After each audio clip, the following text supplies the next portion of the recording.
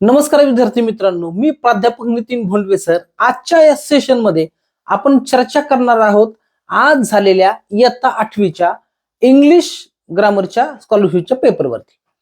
विद्यार्थी मित्रांनो, English ग्रामरवरती 25 questions विचारले जातात 50 मार्कांसाठी. तर आज झालेल्या प्रश्नपत्रिकेमध्ये जे 25 क्वेश्चन विचारले होते त्याची संभाव्य उत्तरं काय असू शकतात त्याची चर्चा या सेशन मध्ये आपण त्या ठिकाणी करणार आहोत. आता अधिक वेळ न दवडता आपण प्रत्यक्षात प्रश्नांकडे जाऊया आणि त्याची संभाव्य उत्तर काय असतील याची चर्चा त्या ठिकाणी करूया. स्क्रीनवरती पहिला प्रश्न तुम्हाला इथं पाहायला मिळतोय. हा जो प्रश्न होता तो डायलॉगच्या स्वरूपामध्ये विचारला गेलाय. Dialogue between student and teacher. प्रश्नामध्ये काय म्हटलंय की स्टुडंट पहिल्यांदा विचारतोय, may I go outside the class sir. इथं मेचा वापर केलाय, याचा अर्थ विद्यार्थ्यांना काय केलंय, परमिशन मागण्याचं काम त्या ठिकाणी केले. काय मागितलंय, परमिशन मागितली. याचा अर्थ काय की शिक्षकानं एकतर विद्यार्थ्याला परमिशन द्यायची किंवा परमिशन ना करायची. मग परमिशन देणे किंवा परमिशन ना करणे या पद्धतीने काही ऑप्शन्स आलेत का ते बघून घेऊयात. 4 ऑप्शन तुम्हाला दिलेत. पहिला आहे ब्रिंग दॅट बुक. हा ऑप्शन होणार नाही, कारण शिक्षकांनी परमिशन जर मागितली तर शिक्षकांनी त्याला परमिशन द्यायची किंवा ना करायची, म्हणून पहिला ऑप्शन गेला. दुसरा नॉट नाव असा आहे, याचा अर्थ शिक्षक परमिशन ना करतायत, हा ऑप्शन होऊ शकतो. तरी तिसरा आणि चौथा ऑप्शन बघून घेऊया. चौथा ऑप्शन आहे डोंट शाउट. शिक्षक म्हणतात की ओरडू नकोस, हाही ऑप्शन होणार नाही. चौथा ऑप्शन आहे सॉल्व द एक्सरसाइज. शिक्षकांना परमिशन मागितली बाहेर जाण्याची आणि शिक्षक म्हणतायत सॉल्व द एक्सरसाइज, हाही ऑप्शन बरोबर वाटत नाही. त्यामुळे हाही ऑप्शन तुमचा बाजूला निघेल आणि ऑप्शन नंबर 2 हे तुमचं योग्य उत्तर त्या ठिकाणी असेल. मग ऑप्शन नंबर 2 ज्यांनी उत्तर सिलेक्ट केले, बरोबर सर्कल केले, त्यांना 2 मार्क त्या ठिकाणी मिळणार आहेत. आता पुढचा क्वेश्चन बघूया. पुढचा जो क्वेश्चन आहे तो तुमच्या क्वेश्चन पेपर मध्ये जो पॅसेज आलाय त्या पॅसेजवरती आधारित आहे. पॅसेज वाचून याच्या उत्तरापर्यंत तुम्हाला अगदी सहज पोहोचवता येणार होतं. तरी प्रश्न बघून घेऊया. It is the first G20 summit to be held in. आणि उत्तराचे पर्याय तुम्हाला देत North Asia, South America, India. बरोबर, याचा करेक्ट ऑप्शन आहे साऊथ एशिया. ऑप्शन नंबर 2 हे तुमचं योग्य उत्तर आहे. पॅसेज मध्ये त्याचं उत्तर अगदी स्पष्टपणे आपल्याला दिसतंय. जर ऑप्शन नंबर 2 तुम्ही सिलेक्ट केला असेल तर तुमचं उत्तर बरोबर आहे. 2 पैकी 2 मार्क तुम्हाला मिळणार आहे. तिसरा प्रश्न तुम्हाला पुन्हा पाहायला मिळतोय. हाही प्रश्न त्याच पॅसेजवरती आधारित आहे. प्रश्न आहे dash dash is hosting the 19th G20 summit in 2023. याचं बरोबर उत्तर इंडिया आहे. याचं बरोबर उत्तर काय आहे, इंडिया आहे. पॅसेज मध्ये दिले त्यामुळे ह्या उत्तरापर्यंत पोहोचणं तुम्हाला मुश्किल त्या ठिकाणी नव्हतं. Option number 4 is your correct answer. पुढचा प्रश्न आता पाहूया. पुढचा प्रश्न आहे under which organisation Chandrayaan 3 mission was held. हाही प्रश्न तुमच्या पॅसेजमध्ये त्या ठिकाणी आलेला जो पॅसेज दिलाय त्याच्यावर आलाय. बरोबर, त्यासाठी आपल्याला त्यांनी ऑप्शन दिलेत NDA, IIT, इस्रो आणि नासा. आता लक्षात घ्या, बऱ्याच वेळा आपल्याला प्रश्नाच्या बरोबर उत्तराकडे जाता येत नसेल तर अशा वेळेस आपण इलिमिनेशन मेथडचा वापर करू शकतो. इलिमिनेशन मेथड काय आहेत, याच्यामध्ये काय असतं माहिती का की 2 जे चुकीचे पर्याय आहेत ते पहिले बाजूला फेकून द्यायचे. हे बघा, पहिला ऑप्शन आहे NDA. NDAचा अर्थ होतो नॅशनल डिफेन्स अकॅडमी. ही मिलिटरी ट्रेनिंगची अकॅडमी आहे की आपल्या पुण्यामध्ये खडकवासल्याला पाहायला मिळते. त्यामुळे याचा संबंध स्पेस मिशनची अजिबात नाही, त्यामुळे हा ऑप्शन गेला. IIT, Indian institute of technology, जे इंजिनिअरिंगसाठी आपण JEE ची एक्झाम देतो, या त्या संस्था भारतामधल्या आहेत. यांचाही स्पेस मिशनशी काही संबंध नाही, त्यामुळे हाही ऑप्शन तुमचा गेला.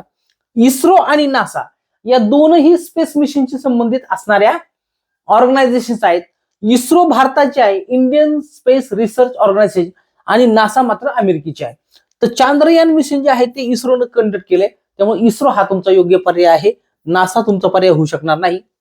ऑप्शन नंबर 3 हे तुमचं योग्य उत्तर त्या ठिकाणी आहे. आता पुढच्या प्रश्नाकडे जाऊया.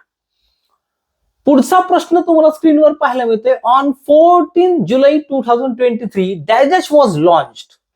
बरोबर, याचं सरळ उत्तर चांद्रयान 3 आहे. Option number 1. पॅसेज मध्ये अगदी स्पष्टपणे उत्तर दिलेलं आहे, त्यामुळे पॅसेज वाचून उत्तरापर्यंत जाणं फार मुश्किल काम त्या ठिकाणी बिलकुल सुद्धा नव्हतं. सहज उत्तरापर्यंत तुम्ही जाऊ शकता. प्रश्नांची जर का आपण पाहिली डिफिकल्टी लेवल तर प्रश्न फार अवघड आणि फार सोपे असं काही नव्हतं. म्हणजे मध्यम स्वरूपाचे प्रश्न विचारले गेले होते. फार चॅलेंजिंग प्रश्न टाकण्याच्या भानगडीमध्ये यावेळेस स्कॉलरशिप न प्रयत्न केलेला पाहायला मिळत नाही. कदाचित मे बी असू शकतं की पुढच्या वर्षीपासून स्कॉलरशिप ही 7वीच्या वर्गांना जाते, त्यामुळे 8वीच्या वर्गांना यावेळेस थोडंसं त्यांनी सहकार्य केलेलं पाहायला मिळतं की फार डिफिकल्टी लेवल किंवा चॅलेंज वाटतील असे क्वेश्चन्स फार काय पाहिलं त्या ठिकाणी स्कॉलरशिप मध्ये दिसत नाहीत. असो, पुढचा प्रश्न बघा. चांद्रयान-3 कन्सिस्ट्स ऑफ, म्हणजे चांद्रयान-3 मध्ये कशाचा समावेश होत होता? याच्यामध्ये म्हणतो स्टीम आणि इंजिन. ऑप्शन होणार नाही, हा ऑप्शन गेला. लँडर विक्रम आणि रोवर प्रज्ञान, आपण त्या चांद्रयानच्या वेळेस खूप ऐकत होतो हे, नाही का? त्यामुळे ऑप्शन 2 हे तुमचं योग्य उत्तर आहे. प्लास्टिक 3 हे होणार नाही, केमिकल्स आणि कोल हे होणार नाही. ऑप्शन नंबर 2 लँडर विक्रम रोवर प्रज्ञान हे तुमचं योग्य उत्तर त्या ठिकाणी आहे. पुढच्या प्रश्नाकडे जाऊया. पुढचा प्रश्न तुम्हाला स्क्रीनवर पाहायला मिळतोय, चूज द करेक्ट प्रिपोजिशन. हा जो प्रश्न आहे तो प्रिपोजिशन वरती त्या ठिकाणी विचारला गेलाय. त्यासाठी तुम्हाला 4 ऑप्शन त्यांनी दिलेत, ऑन, बिटवीन, अबो आणि ऍट. वाक्य नीट वाचून घ्या. Yash lives in the flat just dash dash mine. बरोबर. आता आपल्याकडे ऑप्शन आहेत ऑनचा. ऑन याचा अर्थ होतो वर, बरोबर. बिटवीन याचा अर्थ होतो च्यामध्ये, बिटवीन याचा अर्थ होतो च्यामध्ये. अबोवचा अर्थ पण होतो वर, आणि ऍटचा अर्थ होतो एक्झॅक्ट प्लेस दाखवण्यासाठी होतो. Exact time, exact place, exact duration दाखवण्यासाठी त्या ठिकाणी होतो. याचा अर्थ काय की ऍट पण तुमचा होणार नाही. आता यश काय, Yash lives in the flat just dash dash mine, म्हणजे माझ्या फ्लॅटच्या वरती या अर्थानं, च्या वरती या अर्थानं 2 ऑप्शन आपल्याकडे आहेत, ऑन आणि अबो. बरोबर. आता ऑन आणि अबो हे 2 ऑप्शन्स आहेत, पण ऑन कधी आणि अबो कधी हे लक्षात घ्या. ऑनचा वापर आपण तेव्हाच करतो जेव्हा एखादी वस्तू आपण ठेवलेली आहे एखाद्या टेबलवरती समजा, बरोबर. पण त्या वस्तूमध्ये आणि त्या टेबलमध्ये जर व्हर्टिकल डिस्टन्स नसेल तर आपण ऑनचा वापर करतो, बरोबर. आणि च्यापेक्षा जास्त उंचीवरती किंवा वरच्या बाजूला या अर्थाने जर विचार केला तर मात्र अबोचा वापर तुम्हाला करावा लागेल. याचा अर्थ काय की ऑप्शन नंबर 3 अबो हे तुमचं योग्य उत्तर त्या ठिकाणी आहे. जर अबोचा वापर तुम्ही केला असेल तर तुमचा प्रश्नाचं उत्तर बरोबर आहे. जर तुम्ही ऑन हा पर्याय निवडला असेल तर तुमचं उत्तर चुकलेलं त्या ठिकाणी असणार आहे. आता पुढचा प्रश्न पाहून घ्या. पुढचा प्रश्न काय आहे बघा. Complete the above diagram to make new compound word. आपल्याला कंपाऊंड वर्ड करायचं आहे पोरांनो. Choose the correct alternative from the following. बरोबर. 4 ऑप्शन त्यांनी आपल्याला दिलेत. पहिला ऑप्शन आहे फ्री, दुसरा आहे हेअर, तिसरा आहे गो आणि चौथा आहे लेस. आता इथं जर तुम्ही पाहिलं तर तुमचा जो बेस वर्ड आहे तो बॅक आहे. बॅकच्या नंतर ड्रॉप येतोय, बॅक यार्ड, बॅक ग्राउंड असं होतंय. म्हणजे बॅकच्या नंतर हे शब्द येतात आणि कंपाऊंड वर्ड तयार होतोय. याचा अर्थ हाही शब्द जो आहे जो आपल्याला इथं वेब कम्प्लीट करायचा आहे तो बॅकच्या नंतर आला पाहिजे. बॅक फ्री असं नाही होणार, बॅक हेअर पण नाही होणार, बॅक गो सुद्धा नाही होणार, बॅकलेस हा ऑप्शन तुमचा बरोबर त्या ठिकाणी आहे. बॅकलेस म्हणजे काय, जे ड्रेस आपण शिवतो ना त्याच्या पाठीमागच्या बाजूला एक लेस असते, तर पाठीमागची लेस बॅकलेस म्हणतो आपण त्याला. तर लेस हा शब्द त्याच्याशी निगडीत आहे. त्यामुळे बॅकलेस हा तुमचा ऑप्शन नंबर 4 तुमचा योग्य पर्याय त्या ठिकाणी उत्तराचा आहे. आता पुढच्या प्रश्नाकडे जाऊया. Choose 2 correct alternative for the following. 2 alternative आपल्याला चूज करायला सांगितलेत आणि आपल्याला स्टेटमेंट त्यांनी दिलंय. काय दिलंय, माय नेकलेस हॅज बीन स्टोलन. इथं लक्षात घ्या तुमच्या हॅजचा वापर केलाय, त्याच्यानंतर बीन वापरले, मग व्हर्बचा थर्ड फॉर्म वापरलाय. याचा अर्थ तुमच्या वाक्याची रचना पॅसिव्ह व्हॉइसची आहे आणि वाक्याचा काळ मात्र प्रेझेंट परफेक्ट आहे. प्रेझेंट परफेक्ट आहे. ऑप्शन बघून घेऊयात काय दिले त्यांनी. ऑप्शन दिलेत आपल्याला एव्हरीबडी स्टील्स माय नेकलेस. इथं सिंपल प्रेझेंट आहे. हा कोणता आहे, सिंपल प्रेझेंट आहे. सिंपल प्रेझेंट होणारच नाही कारण तुम्हाला जे स्टेटमेंट दिले त्याचा काळच प्रेझेंट परफेक्ट आहे. त्यामुळे सिंपल पास्ट, सिंपल प्रेझेंट तुमचा ऑप्शन गेला. Somebody has stolen my necklace हा ऑप्शन होऊ शकतो तुमचा. दुसरा पण बघून घ्या, he has stolen my necklace हाही ऑप्शन होऊ शकतो तुमचा. तरी चौथा ऑप्शन बघून घेऊया. चौथा ऑप्शन काय, एव्हरीबडी हॅव म्हटलंय. हा प्रेझेंट परफेक्टच आहे पण एव्हरीबडी हा सिंग्युलर सब्जेक्ट आहे, बरोबर. त्यामुळे इथं काय यायला पाहिजे होतं हॅज, पण इथं काय आलं हॅव. त्यामुळे हाही ऑप्शन तुमचा होणार नाही. Option number 2 and 3 both are correct options. हे जर दोन्ही सिलेक्ट केले असेल तर उत्तर बरोबर आहे. दोन्हीपैकी एक सिलेक्ट केलाय, एक चुकवलाय तर उत्तर चुकणार आहे, मार्क्स मिळणार नाही. चला पुढचा प्रश्न. A soft slow song to put children to sleep is called. बघा, पोएम, ललबाय, सॉन्ग आणि भजन. बरोबर. काय म्हटले, a soft slow song to put children to sleep, की ज्याच्यामुळे मुलांना आपण झोपी लावतो. झोपी लावण्यासाठी आपण अंगाई गीताचा वापर करतो, अंगाई गीत गातो. मग पोएम काय अंगाई गीत नाही, ऑप्शन गेला. Lullaby is your right answer. Option number 2 हे तुमचं योग्य उत्तर त्या ठिकाणी आहे. चला पुढे जाऊया. It is the history of life of a person written by himself. माणूस जेव्हा स्वतःच्याच जीवनाबद्दल स्वतः लिहितो तेव्हा त्याला काय म्हणतात? बरोबर. तर सरळ सरळ विषय, बायोग्राफी आणि ऑटोबायोग्राफी मध्ये फरक आहे. बायोग्राफी काय, की समजा माझ्या जीवनाचं चरित्र आहे पण लिहिलंय दुसऱ्याने, that is called biography. Autobiography म्हणजे काय, मीच माझ्या जीवनाची स्टोरी स्वतः लिहितो, दॅट इज कॉल्ड ऑटोबायोग्राफी. मग याला म्हणायचं आत्मचरित्र. मग ऑटोबायोग्राफी हा तुमचा योग्य पर्याय त्या ठिकाणी आहे. बायोलॉजी आणि कार्डिओलॉजी ह्यांचा तर विषयच राहिला. बायोग्राफी आणि ऑटोबायोग्राफी मध्ये फरक होता. तर ऑटोबायोग्राफी, मीच माझ्या जीवनाचं चरित्र स्वतः लिहितोय, मीच माझ्या जीवनाच्या इतिहासाबद्दल स्वतः बोलतोय, तर त्याला ऑटोबायोग्राफी. आणि बायोग्राफी मात्र माझ्या जीवनाचं चित्र दुसऱ्याच कोणतरी व्यक्तीने लिखाण केले त्याच्याबद्दल, तर त्याला म्हणायचं बायोग्राफी. ठीक आहे, चलो नेक्स्ट. Now it is 9:15. 9:15 म्हणजे 9 वाजून गेलेत. Train will arrive at 10 o'clock. बरोबर. मग त्यांनी विचारलंय की टाइम किती असणार आहे. It means it will arrive after. याचा अर्थ काय, की किती वेळाने ट्रेन येईल. बरोबर. 9:15 म्हटले म्हणजे 9 ला पास करून गेली, 9 पास करून गेले. क्वार्टर म्हणजे 15. बरोबर, 15 मिनिटे. 9 वाजून 15 मिनिटे. 9:15 9:15 वाजून गेले. आणि ट्रेन किती वाजता येणार आहे, 10 वाजता येणार आहे. याचाच अर्थ ट्रेन यायला आणखी किती वेळ आहे, 45 मिनिटं, 45 minutes. That is the correct answer of your question. चलो नेक्स्ट, पुढचा काय म्हटले, complete the slogan. Dash plastic and stop pollution. Plastic and stop pollution. आता मला सांगा, प्लास्टिक वापरल्यामुळे पोल्युशन थांबेल का? नाही, ऑप्शन गेला. प्लास्टिक अवॉइडमुळे पोल्युशन थांबेल का? बरोबर आहे, प्लास्टिक अवॉइड केलं तर पोल्युशन थांबू शकतं. प्लास्टिक खरेदी केलं म्हणून पोल्युशन थांबणार आहे का? नाही, ऑप्शन गेला. प्लास्टिक खरेदी केलं म्हणून परत नाही, हाही ऑप्शन गेला. त्यामुळे ऑप्शन नंबर 2 हे तुमचं योग्य उत्तर आहे. Avoid plastic, stop pollution. प्लास्टिकचा वापर टाळा, पोल्युशन टाळा. ही स्लोगन तुमची पूर्ण होते. आता पुढचा प्रश्न बघा. Which 2 options of adjective can not be use to make meaningful sentence. काय म्हटलं त्यांनी, कॅन नॉट बी यूज, की जे वापरले जाऊ शकत नाहीत. असे 2 ऑप्शन त्यांनी आपल्याला ऍडजेक्टिव्हची शोधायला सांगितले. काय म्हटलं वाक्य बघा, Ramesh likes dash dash vegetables. रमेशला कोणते व्हेजिटेबल्स आवडू शकतात, एक तर लिफी आहेत म्हणजे पालेदार आहेत, किंवा कोणते आहेत, फ्रेश आहेत. बरोबर. पण हे ऍडजेक्टिव्ह वापरले जाऊ शकतात भाजीला, जे वापरले जाऊ शकत नाही ते पाहिजेत आपल्याला. मग ऑप्शन नंबर 2 आणि 4 हे तुमचं योग्य उत्तर त्या ठिकाणी आहे. आता पुढे जाऊया. चलो, the sentence formula of yes no type question is auxiliary verb, then subject, then one verb, then object and then question mark. Okay. आता आपल्याला त्यांनी सांगितलं की फाइंड आउट, 4 ऑप्शन शोधायचे. 4 मधला एक ऑप्शन शोधायचा आहे की जो येस नो टाइपचा ऑप्शन त्या ठिकाणी आहे. पहिलं वाक्य बघा, I shall make a coffee. Subject न सुरुवात झाली तुमच्या, नंतर हेल्पिंग वर्ब आहे, नंतर वर्ब आहे, नंतर ऑब्जेक्ट आहे.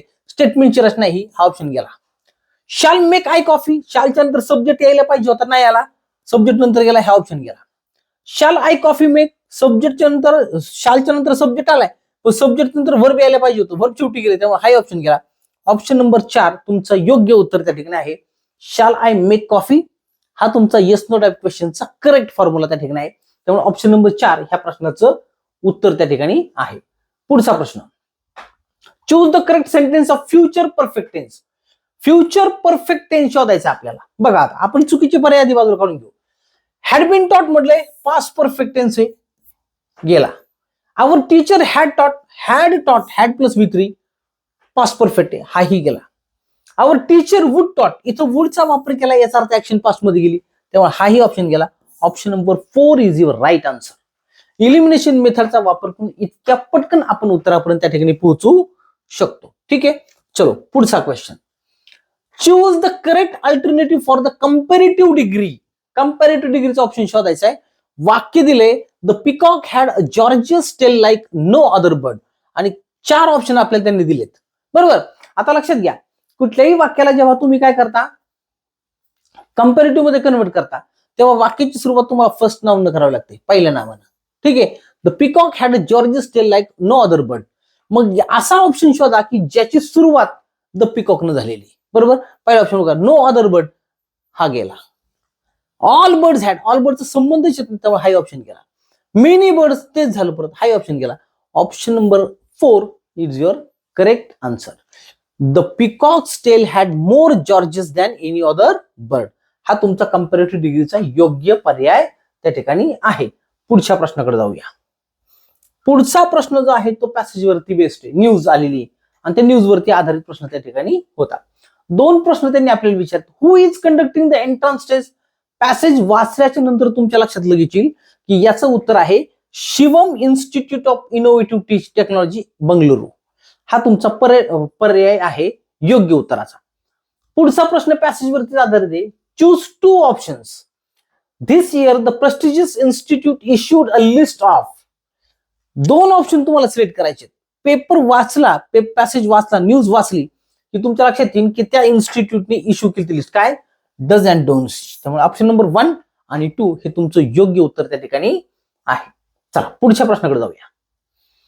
Choose the correct alternative to explain the underline phrase. Underline केलेल्या फ्रेजचा अर्थ आपल्याला एक्सप्लेन करणारा पर्याय निवडायचा आहे. Bread and butter. Bread and butter मध्ये लक्षात घ्या, तुम्हाला भाजी लागते, भाकरी लागते ना. Food, cloth and shelter are bread and butter. बघा, अन्न, वस्त्र, निवारा हे ब्रेड अँड बटर आहे for human life. Bread and butter म्हणजे काय? अत्यावश्यक गोष्टीत, नेसेसरी गोष्टीत, बरोबर. म्हणजेच काय, आपल्याला असा ऑप्शन शोधायचा की जो आपल्याला नेसेसिटी दाखवेल. Food items, fast food items गेला, स्प्राउट्स गेला, बॅलन्स डाएट गेला, इसेन्शियल थिंग्स फॉर लाईफ, जीवनासाठी गरजेच्या असणाऱ्या गोष्टी. काय? Food, cloth and shelter. त्यामुळे ब्रेड अँड बटरचा अर्थ काय होतो? Essential things for life. That is your correct answer. चला पुढचा. Choose the correct alternative. आपल्याला एक स्टेटमेंट दिले त्यांनी आणि आपल्याला 4 पर्याय दिले. आता लक्षात घ्या, डब्ल्यूएच वाक्याची सुरुवात झाली आहे आणि शेवटी क्वेश्चन मार्क आहे. याचा अर्थ हे प्रश्नार्थक वाक्य. मग प्रश्नार्थक वाक्याचा पर्याय बघा, इंटरगेटिव्ह सेंटेन्स, ऑप्शन नंबर 1. पटकन उत्तरापर्यंत जाता येते. हा काय फार चॅलेंजिंग क्वेश्चन नव्हता, फार डिफिकल्ट क्वेश्चन नव्हता किंवा खूप विचार करायला लावणारा प्रश्न तरी नव्हता. त्यामुळे फार काळजी करण्यासारखा विषय नव्हता. ऑप्शन नंबर 1 तुमचं बरोबर उत्तर आहे. Fill in the blank with proper modal auxiliary verb showing advice. आपल्याला असं मॉडेल ऑक्झिलरी वर्ब शोधायचं आहे की जे ऍडवाइस त्या ठिकाणी दाखवतो. 4 पर्याय तुम्हाला दिले. लक्षात घ्या, अशा प्रकारच्या प्रश्नांना डील करण्यासाठी मॉडेल ऑक्झिलरी व्हर्बचं बेसिक फंक्शन तरी तुम्हाला ऍटलीस्ट माहिती पाहिजे, बरोबर. आता बघा, इथं कॅनचा ऑप्शन दिला आपल्याला. कॅन होणार नाही, कारण कॅन काय दाखवतोय? ऍबिलिटी दाखवतोय. कॅन ऍबिलिटी दाखवतो, त्यामुळे ऑप्शन गेला. मे आपण वापरतो पण पॉसिबिलिटी दाखवण्यासाठी मेचा वापर त्या ठिकाणी करतो, हा ऑप्शन गेला. शुड ऍडवाइस दाखवतो. कुड सुद्धा काय दाखवतोय? ऍबिलिटी दाखवतोय, बरोबर. त्यामुळे शुड तुमचा योग्य उत्तर आहे. पर्याय आहे ऑप्शन नंबर 3. चलो पुढचा प्रश्न बघा. Choose the correct alternative for indirect speech. Indirect स्पीचचा ऑप्शन आपल्याला त्या ठिकाणी शोधायचा आहे. आता लक्षात घ्या काय झालं इथं. थोडस माझ्याकडनं एक चूक झाली आहे असं मला वाटतं, आपण बघूया तरी पण. ठीक आहे, चलो. काय म्हटलंय? Why are you here? Asked a boy to his mother. मुलानं विचारले त्याच्या आईला वाय वी आर हिअर, असं मला वाटतं वाक्य आहे. यूच्या ऐवजी इथं वी आहे. ठीक आहे, बघूया. A boy asked his mother why were they वर. आता लक्षात घ्या, हा ऑप्शन होणार नाही. का नाही होणार माहिती का? कारण जेव्हा डायरेक्ट स्पीचचं इनडायरेक्ट मध्ये नॅरेशन करायचं असतं आणि रिपोर्टेड स्पीच मधलं वाक्य तुमचं प्रश्नार्थक असतं, तर त्या प्रश्नार्थक वाक्याला त्या इंटरगेटिव्ह सेंटेन्सला पहिल्यांदा स्टेटमेंटमध्ये कन्वर्ट करावं लागतं. मग स्टेटमेंटमध्ये कन्वर्ट करताना काय करतो आपण? सब्जेक्ट आणि हेल्पिंग वर्बच्या जागांची आदला बदल करतो. मग तुमचं स्टेटमेंट काय होईल? Y you. यूच्या ऐवजी तो वी आहे असं मला वाटतंय. टायपिंग करताना माझ्याकडनं मिस्टेक झालेली असेल. वाय वी आर हिअर हे झालं तुमचं statement. Why we are here हे झालं तुमचं स्टेटमेंट. आता हे जर स्टेटमेंट आहे, या स्टेटमेंटला इनडायरेक्ट स्पीच मध्ये आपल्याला कन्वर्ट करायचंय. मग आता लक्षात घ्या की पहिल्यांदा असे ऑप्शन बघा की जे स्टेटमेंट मध्ये गेले. हा पहिला ऑप्शन स्टेटमेंट मध्ये गेला नाही. वाय वर म्हटलं, वायच्या नंतर डब्ल्यूच वर्ड आलाय, वायच्या नंतर इथं सब्जेक्ट आला पाहिजे, त्यामुळे हा ऑप्शन गेला. A boy asked his mother why he was there. आता बघा, जरी मुलानं आईला विचारले तर ही तर होणार नाही, इथं काय येईल? शी. त्यामुळे हाही ऑप्शन तुमचा गेला. A boy asked his mother why they were there. इथं बघा, व्हायच्या नंतर सब्जेक्ट आलाय, नंतर हेल्पिंग वर्ब आलाय आणि नंतर हिअरचं देअर झालंय. डेमॉन्स्ट्रेटिव्ह आहे ते हिअर मधून देअर मध्ये कन्वर्ट केलं, त्यामुळे हा एक ऑप्शन बरोबर आहे. तरी चौथा ऑप्शन बघून घ्या. A boy said to his. हे बघा, इथं सेड टू म्हटलंय रिपोर्टिंग वर्ब मध्ये, प्रश्नच येत नाही.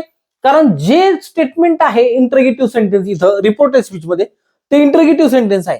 इंटरगेटिव्ह सेंटेन्स मध्ये रिपोर्टिंग वर्ब म्हणून आस्कचाच वापर करतात, त्यामुळे इथं सेड टू आले, त्यामुळे हा ऑप्शन तुमचा गेला. Option number 3 is your right answer. 3 question number प्रश्नाचा जो पर्याय आहे तिसऱ्या क्रमांकाचा ते तुमचं योग्य उत्तर त्या ठिकाणी आहे. चला विद्यार्थी मित्रांनो, अशा पद्धतीनं आजच्या झालेल्या मराठी माध्यमाच्या स्कॉलरशिपच्या परीक्षेमध्ये इंग्रजी व्याकरणावरती विचारल्या गेलेल्या जवळजवळ सगळ्या प्रश्नांची चर्चा आपण त्या ठिकाणी केलेली आहे. सगळ्या प्रश्नांची संभाव्य उत्तर काय असू शकतात ह्याची चर्चा आपण इथं केली आहे. लवकरच गव्हर्नमेंटकडनं जी ऑथेंटिक उत्तर सूची आहे ती उत्तर सूची येईल आणि आपल्याला किती स्कोअर त्या ठिकाणी झालाय हेही तुमच्या लक्षात येईल. पण या आजच्या सेशनच्या माध्यमातून देखील तुम्ही तुमचा पेपर चेक करू शकता, उत्तर किती बरोबर आले तेही पाहू शकता. या व्हिडिओचा फायदा नक्कीच तुम्हाला त्या ठिकाणी होईल.